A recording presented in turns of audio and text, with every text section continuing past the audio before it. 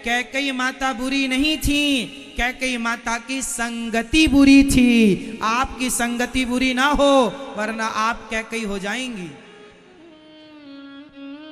दुर्योधन बुरा नहीं था, दुर्योधन की संगति बुरी थी। हाँ या ना? आप बुरे नहीं हैं, आपकी जोर से संगति, इसलिए संगति अच्छी हो ना कि बुरे लोगों से बचिएगा। मंथरा कहीं मर के गई नहीं, आज भी आपके गली मोहल्ले घर गांव में आज भी हज्जा पहले एक मंथरा थी, अब उसके बच्चे कच्चे ज्यादा हो गए, लाखों मंथराएं पूरे देश में फैल गईं। हर गली 2-4 मोहल्ले में 1-2-4 मंथराएं मिल ही जाएंगी। आपके गली मोहल्ले में मंथराएं हैं कि नहीं? हैं? आपके बगल वाली मंथरा ही है? आप खुद मंथरा हो? हाँ, तो आप भड़काती रहती हो सबको। नहीं, ये काम नहीं करना। मंथरा नहीं बनने का। मैया क्या नहीं बनेंगे? मंथरा नहीं बनेंगे। यहां वहां किसी को लड़ाना नहीं। जो आदमी दूसरों को दुखी रखता है वो स्वयं कभी सुखी हो नहीं सकता। जो दूसरों के घर में आग लगाता है, उसके घर में जब आग लगती है ना तो फिर बुझाए बुझती नहीं है, याद रखना। भगवान के पास हिसाब तो सबका है। इसलिए मंथरा जैसे लोगों से बच के रहना, कुसंगति से, वरना मंथरा ने विनाश कर दिया माता कैकेयी का। आज तक कोई बाप अपनी बेटी का नाम कैकेयी नहीं रखता, केवल मंथरा के कारण। इसलिए बचना किससे है? कुसंग से। हाँ मेरी मां, चलो। अब राम जी 14 साल के लिए वनवास गए हैं। राम जी को 14 साल का वनवास 14 साल का ही क्यों हुआ? क्योंकि उस दिन से रावण की आयु 14 साल ही बाकी थी।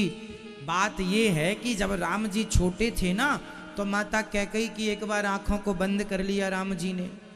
माँ ने कहा, राम जी खोलो बेटा राम, क्यों तुमने आंखें मूंद ली? राम जी ने कहा, माँ मुझे एक वचन दो। क्या? जब मेरे पिताजी मुझे राजा बनाने लगे तो मुझे वनवास भेज देना, ये वचन दो।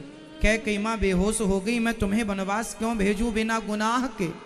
माँ मुझे वनवास भेज देना, मैं ये लीला करने आया हूं।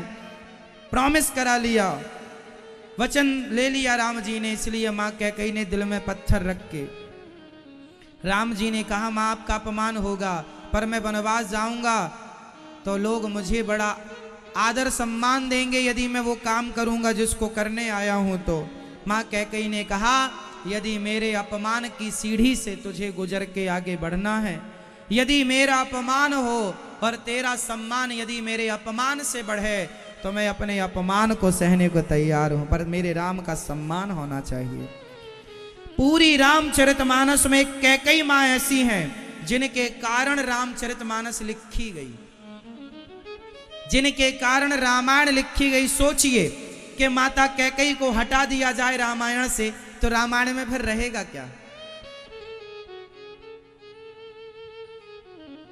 कैकेयी मां ना होंगी तो फिर जटायु ना होंगे, कैकेयी मां ना होंगी तो ना सुग्रीव होंगे, ना बाली होंगे, ना केवट होंगे, ना निषाद होंगे, ना सबरी होंगी, ना विभीषण होंगे, ना सेतु होगा, ना रामेश्वरम होगा, ना हनुमान जी होंगे। क्योंकि जब वनवास गए तभी तो ये सब मिले। वनवास ही नहीं जाते तो कहां जटायु मिलते, कहां रावण सीता मां का हरण करता, कहां सीता का वियोग होता। तो इतना बड़ा जो चरित्र लिखा गया है उसके मूल पात्र कौन है? इसलिए माता कैकेयी का बलिदान बहुत बड़ा था। आप कभी एकांत में बैठ के जरा सोचिएगा कि रामायण से हम कैकेयी का नाम हटा दें, मां कैकेयी का, तो फिर रामायण में बचेगा क्या? इसलिए बहुत बहुत बड़ा त्याग है मां कैकेयी का राम जी के लिए। बहुत बड़ा बलिदान दिया है मां कैकेयी ने। राम को भगवान बनाने में मां कैकेयी का पूरा हाथ। राम जी तो भगवान ही है, फिर भी उनके लीला, उनके चरित्रों को जितना निखारा गया, राम जी वनवास ना जाते तो कहां इतना चरित्र होता। ठीक है ना मेरी मां? इसलिए कैकेयी मां का सम्मान दिल में रखो। मां कैकेयी बनना इतना सरल नहीं है। हाँ, पर कैकेयी भले बन जाना, पर कुसंग से बचना, मंथरा के कुसंग से।